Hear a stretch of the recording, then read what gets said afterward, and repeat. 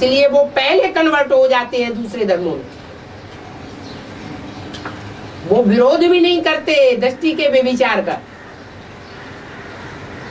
तो प्रभावित हो गए ना। प्रभावित माना प्रजा, और प्रभावित न हो तो उनको प्रजा थोड़ा ही कहा जाता है।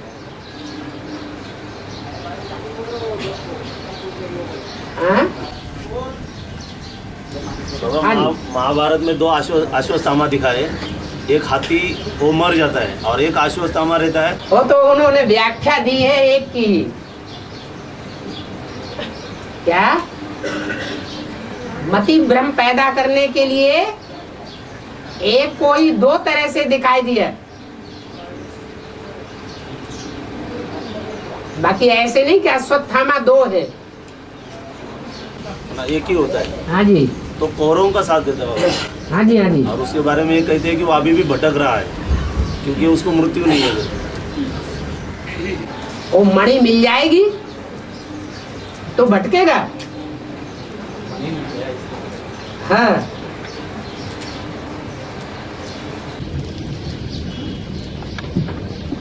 बाबा ये जो इस्लाम धर्म की आत्मा है, उसका मुंह जो देवताओं की तरफ दिखाया है। क्रिश्चियन इस्लाम धर्म की आत्मा। हाँ जी। अभी जो विके वालों ने चित्र निकला है, हाँ, उसमें उसका मुंह फिरा दिया, इधर कर दिया, उल्टे साइड कर दिया। जैसे और धर्म पिताएं हैं सामने की ओर मुंह करके बैठे हैं, वैसे भी नहीं, उल्टा कर दिया। अच्छा, भारत से विमुख कर दिया, तो उनकी बुद्धि में बैठा नहीं होगा कि भगवान भारत में ही आते हैं और में नहीं आते। क्या प्रैक्टिकल में अभी ऐसा हो रहा होगा? जो इस्लाम धर्म में कन्वर्ट होने वाली आत्माएं हैं, उनकी बुद्धि में ये नहीं बैठ रहा है, उन्होंने पक्का कर दिया क्या कि भगवान भारत में नहीं आता है। किसमें आता है? क्राइस्ट और कृष्ण में आता है या भारत में आता है? कृष्ण में आता है, इसलिए उल्टा मुंह कर दिया।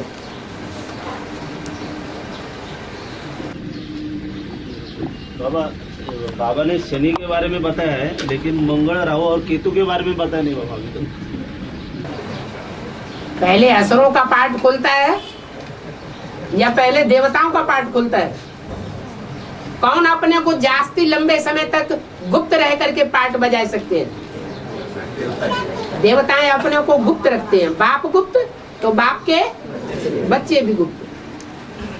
दान मान पद पुरुषार्थ सब गुप्त। और जो असुर होते हैं, जो कुछ भी दान करेंगे पहले सबको प्रत्यक्ष कर देंगे। देखो हमारा मान मर्तबा जास्ती है, हमारी बात पहले मानो।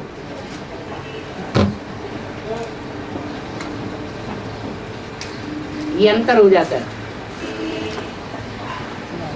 वो मान मर्तबा यही लेना चाहेंगे, भविष्य में इंतजार करने के लिए उनके पास धैर्य नहीं होता है। ये अपने कर्मों के द्वारा प्रत्यक्ष हो जाएंगे।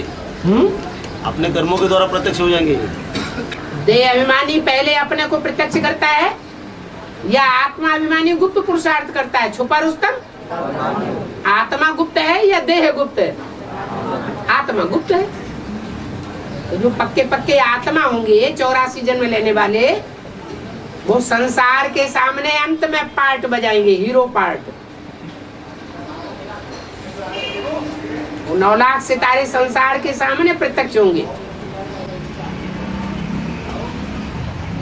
और 5 पांडवों में ब्रह्मा है युधिष्ठिर और प्रजापिता है कृष्ण, तो अर्जुन कौन हुआ? ऐसी कोई बात नहीं जो तेरे ऊपर लागू न होती हो। ये तेरा शब्द किसके लिए यूज किया? प्रजापिता के लिए। जो सारी सृष्टि का बीज है, वो युधिष्ठिर का भी बीज है, वो अर्जुन का भी बीज है, वो भीम नकुल 5 पांडवों का भी बीज है और सब राक्षसों का भी बीज है।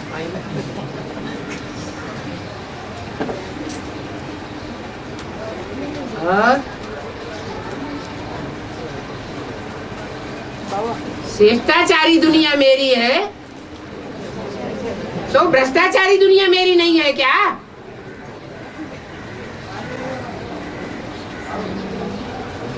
ये कौन बोला?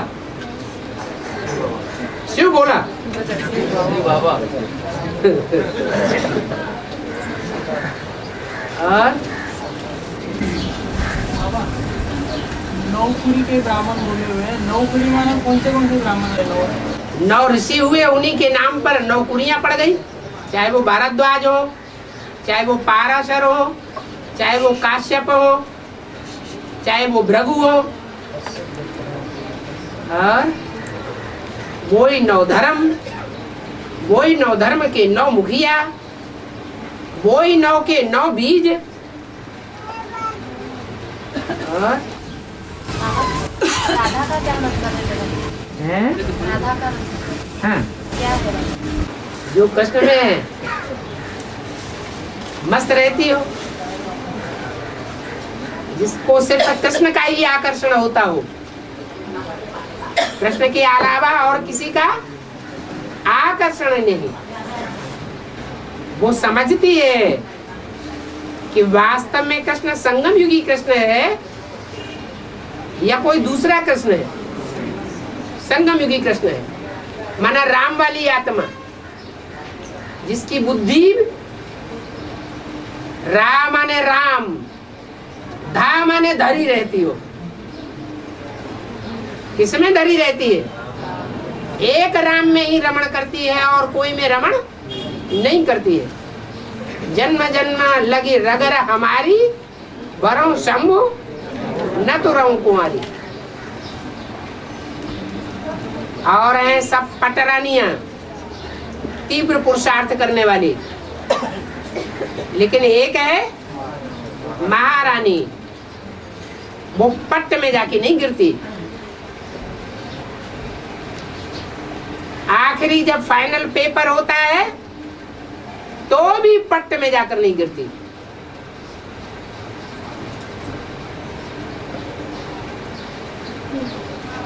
और जैसे बाबा सारस्वत ब्राह्मण, पुष्करणी ब्राह्मण, वैसे और 7 ब्राह्मण उनकी सरस्वती ज्ञान की देवी मानी जाती है, इसलिए जो ज्ञान में रमण करते हैं वो है सारस्वत। और ज्ञान में रमण नहीं करना चाहते, लेकिन दूसरे लोग उनको पुश धक्का दे दे करके चलाते हैं, उनको कहते हैं पुष्करणी। कौन अच्छे हुए? सारस्वत अच्छे हुए। उनको खुद की रमक होती है ईश्वरीय प्रॉपर्टी लेने की। ईश्वर कोई स्थूल प्रॉपर्टी लाता है क्या? भगवान की प्रॉपर्टी क्या है? ज्ञान ही प्रॉपर्टी है। मुरली से प्यार, माना मुरलीधर से प्यार।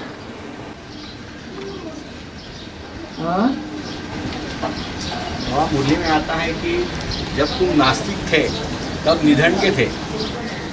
अगर निधन का अर्थ स्थूल धन से लिया जाए तो नास्तिक धर्म की आत्माएं तो धन से भरपूर है आज।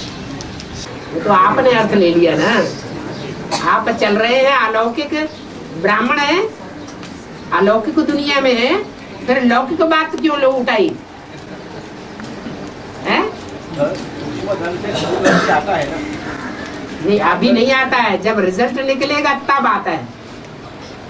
अभी रिजल्ट नहीं निकला है, अभी परीक्षा नहीं हो गई जो पद मिल जाए। पद कब मिलता है? जब परीक्षा में पास हो जाएंगे तो पद मिल जाएगा। और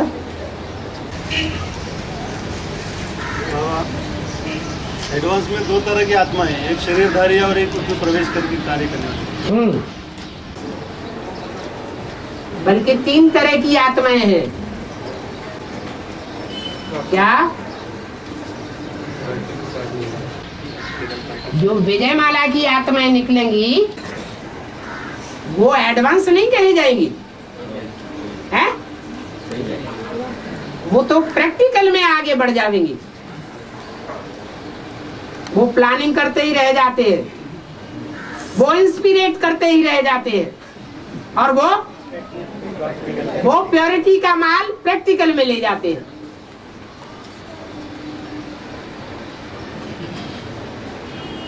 तो कौन आगे हुए? प्रैक्टिकल हमेशा आगे जाएगा। है वो तो जैसे मकान बनाने वाला मालिक होता है, वो इंजीनियर को कहता है हम पैसे देंगे तुम्हें, करो ये काम, इतना पैसा मिलेगा, उतना मिलेगा।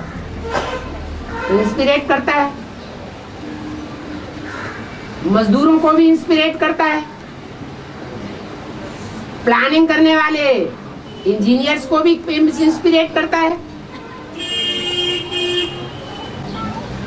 तो ब्रह्मा की सोल इंस्पिरेटिंग पार्टी है। इंस्पिरेट करने वाले ही मालिक है?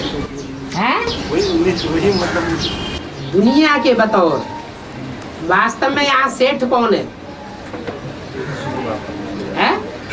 यहाँ तो सेठ शिव बाबा है। सारी डोरी एक शिव बाबा के हाथ में।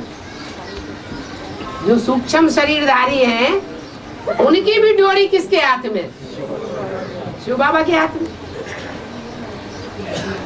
जो सूक्ष्म शरीरधारी ब्रह्मा की सोल है, कृष्ण की सोल है, वो अगर प्रवेश न करे तो एडवांस ज्ञान अर्जन कर सकेगी?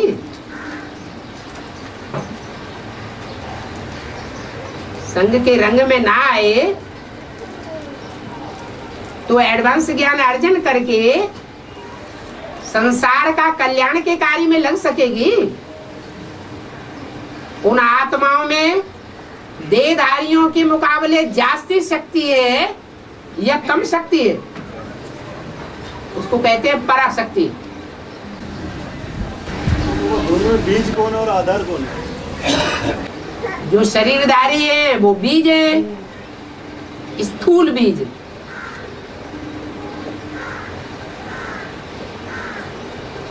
वो उनको जन्म देने वाले हैं, क्योंकि उनको अपना शरीर नहीं है।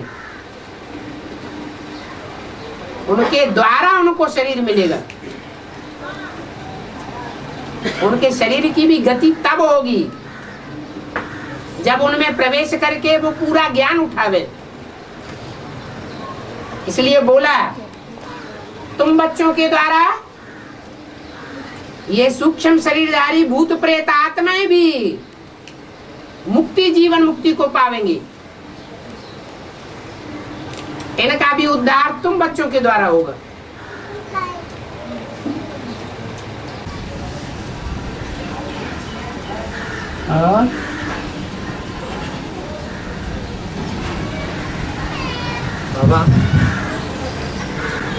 बाबा आज पॉइंट आया था कि राम वाली आत्मा जो है जब तक लगाव झुकाव का हिसाब किताब है तब तक वो भीतर से रोती है। जैसे ये हिसाब किताब चुप हो जाता है तो वो हंसती है अंदर से। जब तक और तब तक का भी हिसाब है। हाँ। ऐसे नहीं कि अभी वर्तमान में वो लगातार रोती ही रोती है। ये संगम युग है। संगम का मतलब क्या है? रोने और हंसने का भी संगम है, सुख और दुख का भी संगम है। अब देखना ये है कि ज्यादा सुखमयी स्टेज में कौन कितने रहते हैं और ज्यादा दुखमयी स्टेज में कौन कितने रहते हैं।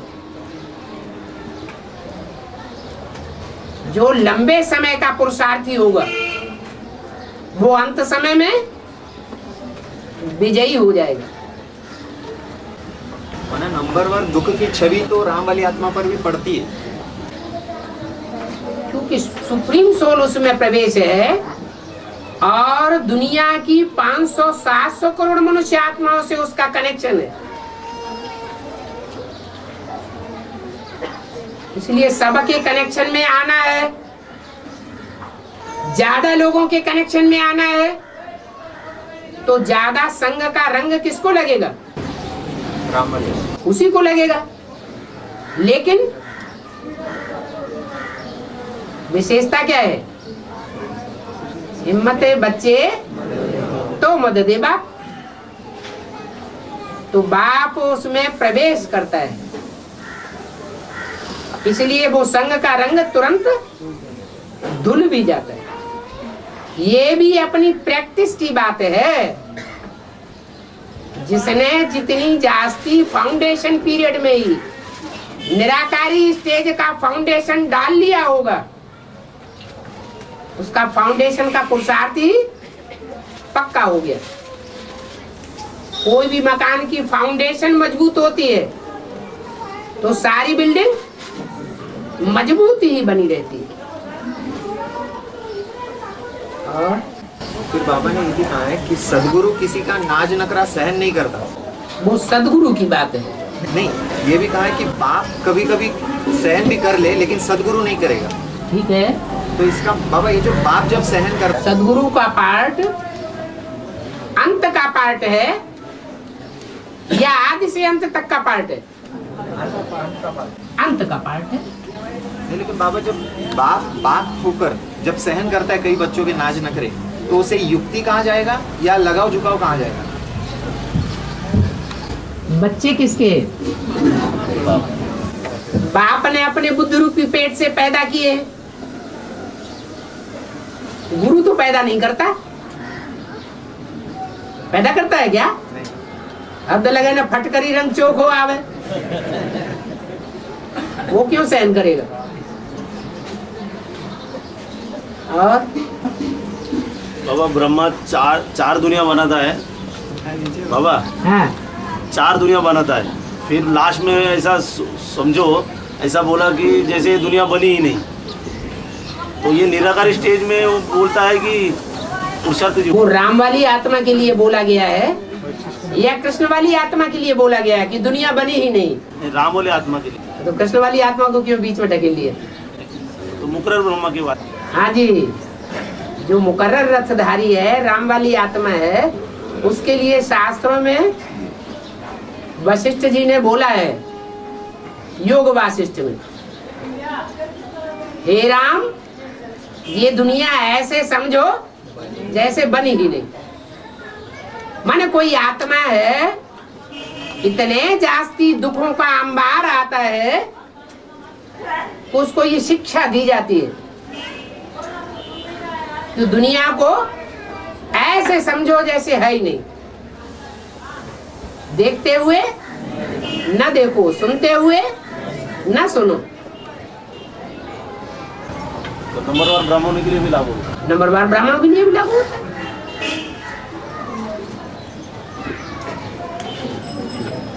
क्योंकि जो जितना दुख सहन करने में तीखा होगा, वो उतना ही सुख भी सहन करने में तीखा होगा। दुखों के पहाड़ गिरते हैं तो सुखों के भी पहाड़ गिरते हैं। दुख सहन करने की जिसमें शक्ति नहीं है, उसकी इंद्रियों में सुख सहन करने की भी शक्ति नहीं होगी। दुख सहन करना और सुख सहन करना ये आत्मा का पार्ट है।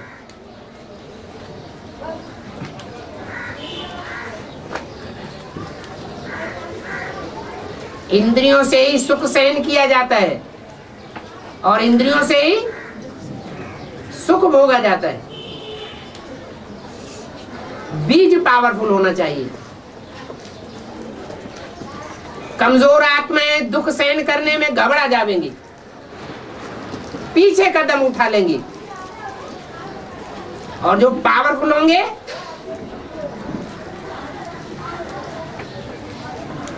कैसे होंगे? पावरफुल होंगे, माना भगवान के परिवार के होंगे, जिसे कहते हैं राज परिवार।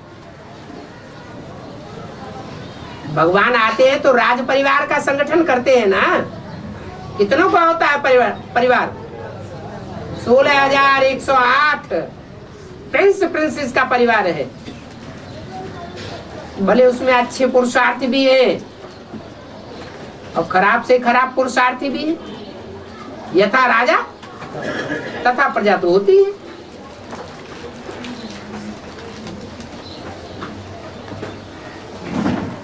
लेकिन हैं सब पवित्रता का विरुद्ध धारण करने वाले। नंबर 1 भगवान आते हैं तो पहली प्रतिज्ञा का क्या कराते हैं? पवित्र रहो। तो 16,000 पवित्रता का कदम बढ़ाते हैं और बाकी तो प्रजा वर्ग में आते हैं। प्रजा माने प्रभावित होने वाले। इसलिए बोला 16,000 ही सरेंडर होते हैं और बाकी सरेंडर होने की लिस्ट में नहीं आते। ये भगवान आकर के राजयोग सिखाता है। राजयोग सीखने वालों की वास्तव में संख्या कितनी है? प्रजा भी राजयोग सीखती है। लेकिन आज संदेश लिया और कल घर में बैठ गए। हिम्मत नहीं है। और राजयोग सीखने वालों में हिम्मत आती है। बाबा सुदामा को बताया है कृष्ण के बाल सखा और वो जीवन भर दरिद्र बने रहते हैं और कृष्ण को दिखाया है कि राजा बने रहते हैं। और अंत में जब वो अपनी पत्नी के कहने पे श्री कृष्ण के पास जाते हैं तो उनको जो है मतलब श्री कृष्ण काफी धन देते हैं। हाँ जी। वो स्थूल धन देखने में तो आता नहीं कुछ है, लेकिन जो धन देते हैं वो बाद में उनके लिए ऐसा धन होता है कि पहचान में नहीं आता है उनके कि हम अपने नगरी में हैं कि किसी और की नगरी में हैं। हाँ, ये हमारी ही चीज है या किसी दूसरे की कमाई हुई है। हाँ हाँ। तो ये अंतर क्यों है दोनों में? मतलब दोनों तो एक ही विद्यालय के पढ़े हुए। ये बात कहाँ की है? यही एडवांस की है। ब्राह्मणों की संगम में भी दुनिया की बात है ना। तो यहाँ की बात है तो बाप आते हैं गरीब निवाज बन करके आते हैं या रईस निवाज बनकर आते हैं। गरीबों को देते हैं और गरीब ही उठाते हैं। गरीब ही हिम्मत करते हैं। जो बड़े बड़े प्रॉपर्टी वाले हैं, ज्वाइंट प्रॉपर्टी जिनके पास बहुत ढेर सारी है, वो तो हिम्मत ही नहीं कर पाते। कृष्ण की आत्मा ने हिम्मत की क्या है? हिम्मत की लेकिन फिर क्या हुआ है?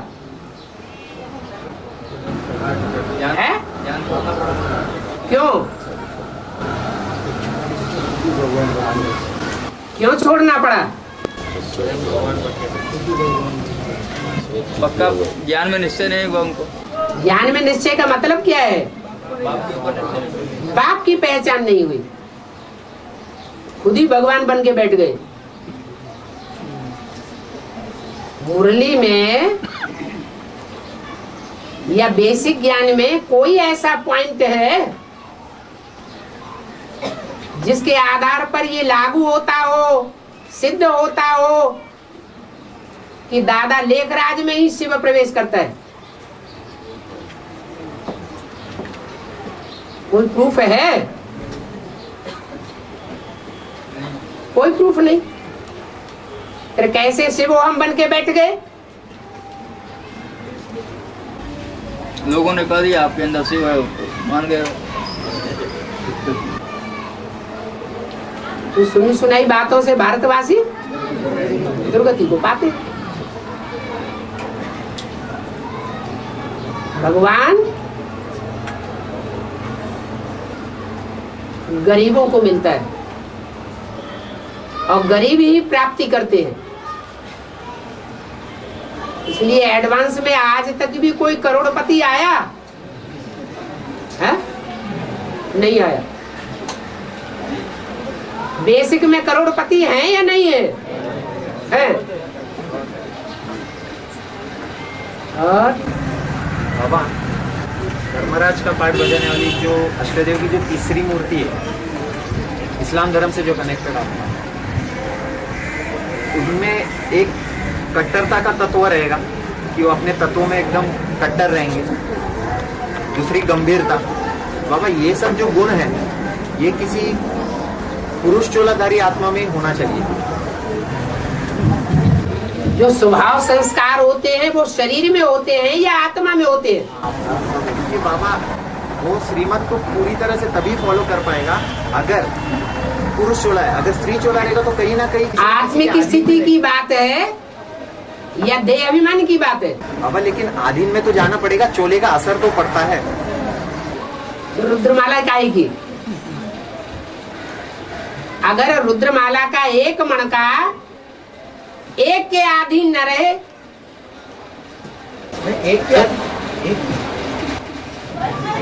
बाप के साथ रहने वाले भी बाप को नहीं पहचान पाते। और एक मणका ऐसा है जो आदि से जब से आया तब से लेकर अंत तक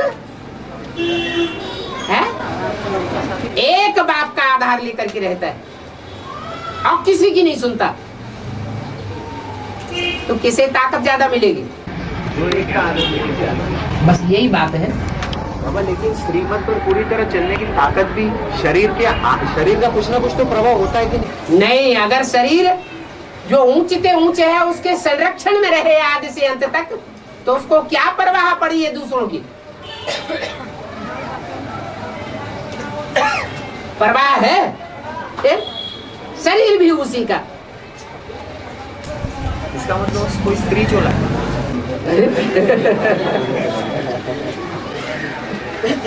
पुरुषार्थ में स्त्री और पुरुष की बात नहीं है, आत्मिक स्थिति की बात है। आत्मा स्वयं भी पुरुष है। बाबा, लेकिन स्थूल में कौन सा है वो पूछना था। हाँ? स्थूल में कौन है ये पूछना था, क्योंकि ये कोई रुद्रमाला का मणका ही होगा। वो तो है, रुद्रमाला का मणका होगा, लेकिन पुरुष चोला होगा कि स्त्री चोला होगा, ये पूछना। सूर्यवंशी पुरुष संस्कार वाले होते हैं या स्त्री संस्कार वाले होते हैं?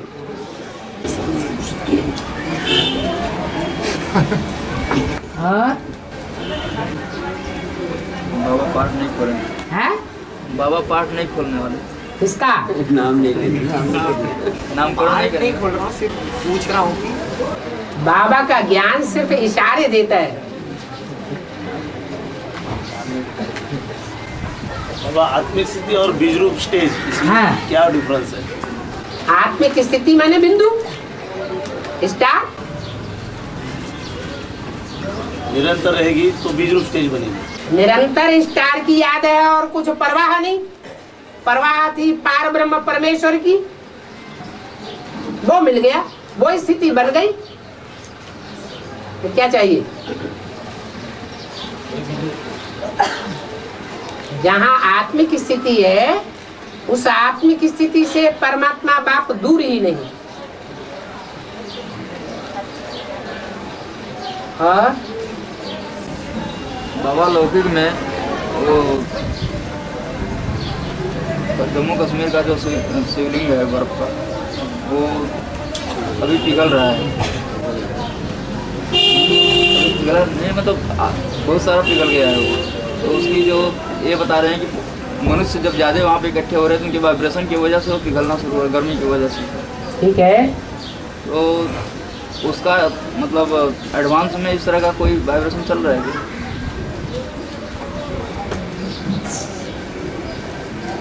पहली बात है लिंग बर्फ का होता है क्या? नहीं, वहाँ टिका हुआ है। हैं? वहाँ तो टिका हुआ है लिंग बर्फ का ही, जो बना हुआ है वो बर्फ ही है। लेकिन होता है क्या? और मान्यता उसको लिंग की ही है। उसका अर्थ कोई होगा।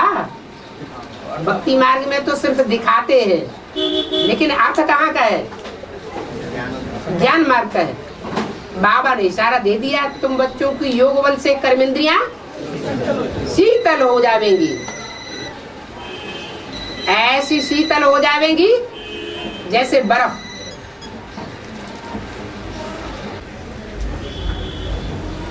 ये तो लास्ट की स्टेज बताई है, लास्ट की स्टेज बताई। हाँ जी, लास्ट की स्टेज है। लास्ट की स्टेज होने के बाद फिर शूटिंग पीरियड में लास्ट होता है कि नहीं होता है? होता है। श्रेष्ठ आत्माओं का भी संसर्ग होता है और निष्कृष्ट आत्माओं का भी संसर्ग होता है। संग का रंग लगेगा या नहीं लगेगा?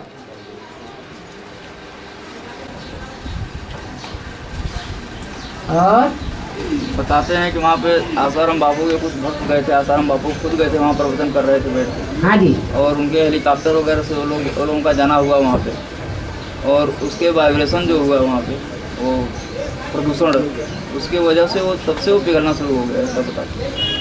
ठीक है। भक्ति मार्ग में आसाराम बापू है, तो ज्ञान मार्ग में कोई आसाराम बापू नहीं है क्या? दिलाराम बापू है, वो आशा दिला के नहीं रखे हैं सबको। असली आसाराम कौन से हुए? फिर और बाबा शुरू में साक्षात होकर के संगठन बना, साक्षात्कार हुए थे। हाँ बाबा ने कहा जो शुरू आदि में हो अंत में होगा। हाँ, तो अंत में बच्चों की स्थिति से साक्षात्कार औरों को होंगे या बाबा कराएंगे? एक होता है साक्षात्कार बुद्धि का और एक होता है साक्षात्कार बंद आंखों का। यज्ञ जब आरंभ हुआ तो उस समय दुनिया में भक्ति का फाउंडेशन पक्का था या ज्ञान था? तो भक्ति का ही आधार लेना पड़े, अच्छे अच्छे भक्तों को ही उठाना पड़े। तो साक्षात्कार की चाबी मैं अपने पास रखता हूं। वो साक्षात्कार हुआ यज्ञ के आदि में, अंत में भी साक्षात्कार होंगे, क्योंकि बाप के वारसदार भी है, बाप की एक प्रजा भी है और बाप के भक्त भी है। वारसदार तैयार हो जाएंगे तो प्रजा भी अपने आप तैयार हो जाएगी। फिर भक्तों का कल्याण कौन करेगा?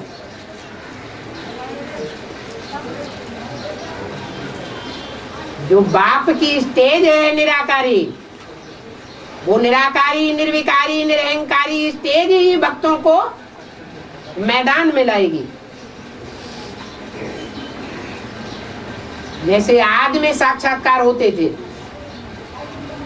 अंत में भी साक्षात्कारों की जड़ी लगेगी। तो ज्ञान के साक्षात्कार होंगे। ज्ञान के साक्षात्कार ज्ञानी तो आत्माओं को होते हैं। में तो ज्ञानी ज़्यादा ही है। एडवांस में प्रजा नहीं है। प्रजा को प्रजावर की आत्माएं ज्ञान सुनती हैं या प्रभाव देखती हैं?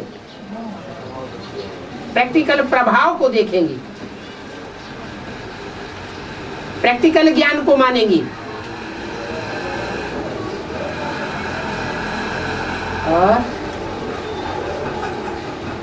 और धर्मों के जो भक्त होंगे और सूर्यवंशियों में जो भक्त किस्म की आत्माएं होंगी, उनमें कुछ अंतर होगा या नहीं होगा? नहीं होगा, विशेष अंतर होगा। ऐसे ही और धर्मों की जो प्रजा वर्ग की आत्माएं होंगी और जो सूर्यवंशियों की प्रजा होगी, उस प्रजा की क्वालिटी में भी अंतर होगा। वहां यथा राजा तथा प्रजा सब ज्ञानी तू आत्माएं होते हैं। ये नहीं कहा यथा राजा तथा भक्त सब एक जैसे होंगे, जबकि बाप के भक्त भी होते हैं। और बाबा अचानक से जो शरीर छोड़ते हैं उनके लिए क्या शरीर मिलता है, क्या हड़पे रहते हो? उनके पूर्वजन्मों का हिसाब किताब जब तक है तब तक भटकाव होगा, हिसाब किताब पूरा होगा और सूक्ष्म शरीर से छुटकारा हो जाएगा। वो खास करके इस अंतिम जन्म में, और जन्मों की बात नहीं है छुटकारे की। और जन्मों में तो जन्म भी ले लेते हैं, फिर पाप कर्म करने लग पड़ते हैं। सूक्ष्म शरीरधारियों को, फरिश्तों को दूसरे धर्म में ज्यादा मान्यता है या भारत में ज्यादा मान्यता है? दूसरे धर्म वाले भूत प्रेतों को बहुत मानते हैं।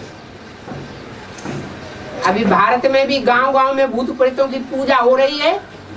उसका प्रभाव विदेशियों का प्रभाव है। भारतवासी देवताओं को मानते हैं, भूत प्रेतों को नहीं मानते। ये थर्ड क्लास विद्या मानी जाती है। भूतों की पूजा, उससे ऊंची है देवताओं की पूजा, और उससे भी ऊंची है भगवान की पूजा। भक्ति मार्ग में होती है पूजा और ज्ञान मार्ग में होती है याद।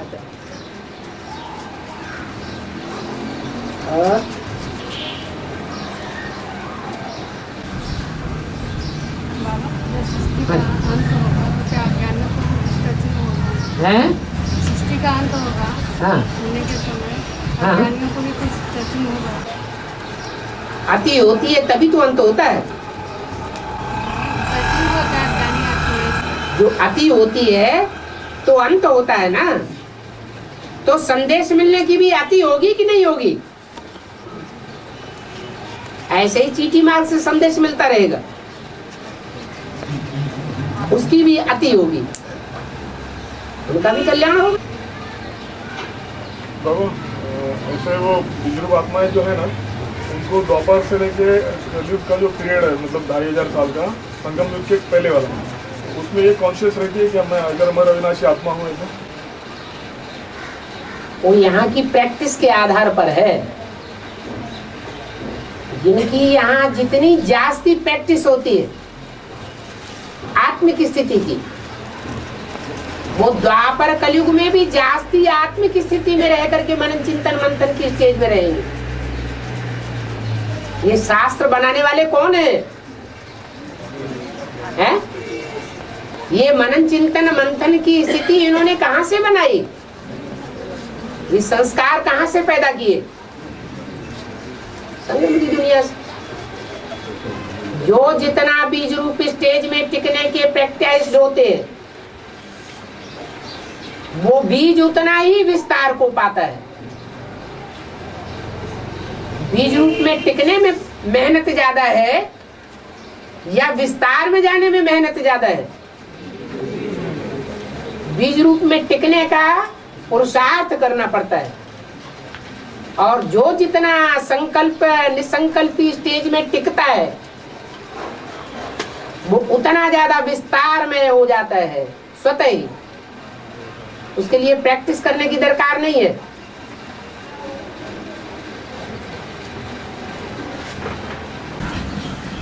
और जैसे कहा कि अंतिम जन्म में जिसको अच्छा चोला मिलता है, अंतिम जन्म में जिसको अच्छा चोला मिलता है, शरीर रूपी चोला, हाँ जी, तो उसका पहला जन्म का जो कर्म है वो हिसाब से मिला है। मतलब जैसा कर्म उसने किया है वैसा वो लास्ट जन्म में चोला मिला उसको। मैंने ब्रह्मा बाबा को बहुत फर्स्ट क्लास चोला मिला लास्ट जन्म में। हाँ, बाबा ने कहा अगर अरे एक बात पे टिको तो, पहले कोई बात तो होने दो। मान लो ब्रह्मा को अंतिम जन्म में बहुत फर्स्ट क्लास चोला मिला, तो फर्स्ट जन्म में क्या मिला होगा?